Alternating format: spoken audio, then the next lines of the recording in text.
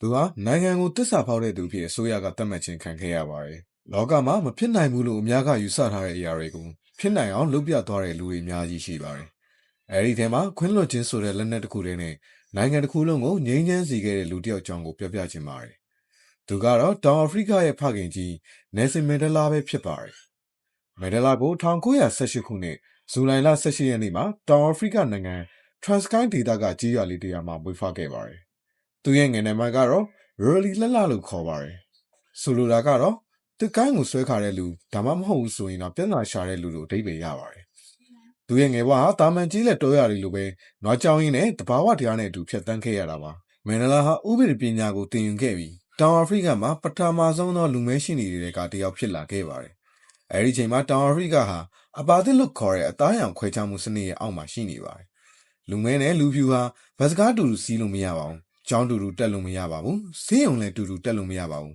။လူမဲတွေကကိုယ်နိုင်ငံထဲမှာပဲတတိယနိုင်ငံသားတွေလို့ခံစားနေရပါတယ်။ဒီမတရားမှုကိုမခံရနိုင်တဲ့မန်ဒလာဟာ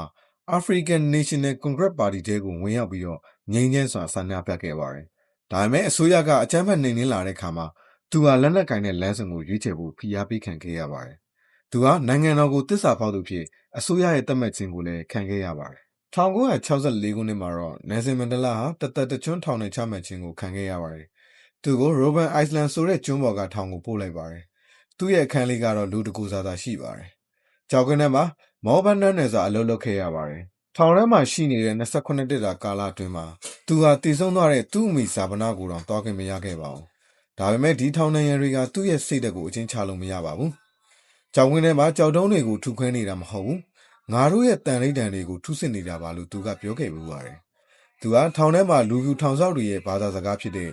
African ကိုသင်ယူခဲ့ပါတယ်။ရန်သူကိုအနိုင်ယူဖို့ရန်သူဘာသာစကားကိုသိရမယ်လို့သူယုံကြည်ခဲ့ပါတယ်။ကမ္ဘာတဝန်းကဖိအားတွေကြောင့်1990ပြည့်နှစ်ဖေဖော်ဝါရီလ17ရက်နေ့မှာတော့မန်ဒလာဟာထောင်ကနေပြန်လည်လွတ်မြောက်လာခဲ့ပါတယ်။ကမ္ဘာကြီးကသူပြန်ထွက်လာရင်လက်စားချိန်မှုတွေတေးတဲ့တန်ရုံမှုတွေဖြစ်လာတော့မယ်လို့ထင်ခဲ့ကြပါတယ်။ဒါပေမဲ့မန်ဒလာကပြုလုပ်တာကတော့လုံးဝဆန့်ကျင်ဘက်ပါပဲ။သူကလူဖြူတွေကိုလက်စားမချီဘဲနဲ့ခွင့်လွှတ်ခြင်းနဲ့ပြန်လည်သင့်မြတ်ရေးကိုရွေးချယ်ခဲ့ပါတယ်။1994ခုနှစ်မှာတောင်အာဖရိကရဲ့ပထမဆုံးသောလူမဲသမ္မတလည်းဖြစ်လာခဲ့ပါတယ်။သူ့ရဲ့ကျမ်းသစ္စာကျိန်ဆိုပွဲမှာတော့သူ့ကိုနှိပ်စက်ခဲ့တဲ့ထောင်ဆက်တွေကိုဂုံတင်ရှိဧည့်သည်တွေဖြစ်ဖိတ်ကြားခဲ့တာဟာကမ္ဘာသမိုင်းမှာမမေ့နိုင်စရာပြရုပ်တစ်ခုဖြစ်ခဲ့ပါတယ်။သူကတောင်အာဖရိကကို Rainbow Nation ဒါမှမဟုတ်တက်နိုင်ငံတော်ဖြစ်တည်ဆောက်ခဲ့ပါတယ်။မန်ဒလာဟာသမ္မတတန်းတစ်ကြိမ်ပဲထမ်းဆောင်ခဲ့ပြီးတော့အာဏာကိုဆွန့်လွတ်ခဲ့ပါတယ်။ဒါဟာအာဖရိကတိုက်မှာအရန်ကိုရှားပါတဲ့လုပ်ရတစ်ခုပါပဲ။2013ခုနှစ်မှာသူကွယ်လွန်ခဲ့ပေမဲ့သူ့ရဲ့စိတ်ဓာတ်ကတော့ဒီနေ့အထိရှင်သန်နေဆဲဖြစ်ပါတယ်။ပညာရေးကကမ္ဘာကြီးကိုပြောင်းလဲဖို့အကောင်းဆုံးလက်နက်ဖြစ်တယ်လို့သူကပြောခဲ့ပါတယ်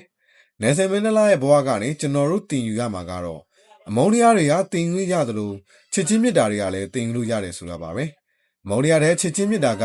လူနှလုံးသားကိုပို့ပြီးတော့တဘာဝကြကြဝင်ရောက်နိုင်ပါတယ်။ဒီနေ့ကျွန်တော်တို့လည်းမန်ဒလာလိုတယောက်နဲ့တယောက်ခွင့်လွှတ်ဖို့မတရားမှုကိုငြိမ်းချမ်းစွာတိုက်ဖျက်ဖို့ကြိုးစားရအောင်လို့တိုက်တွန်းရင်းနဲ့ပဲညီကုန်းချုပ်လိုက်ရပါ။နားထောင်ပေးတဲ့အတွက်လည်းကျေးဇူးတင်ပါတယ်။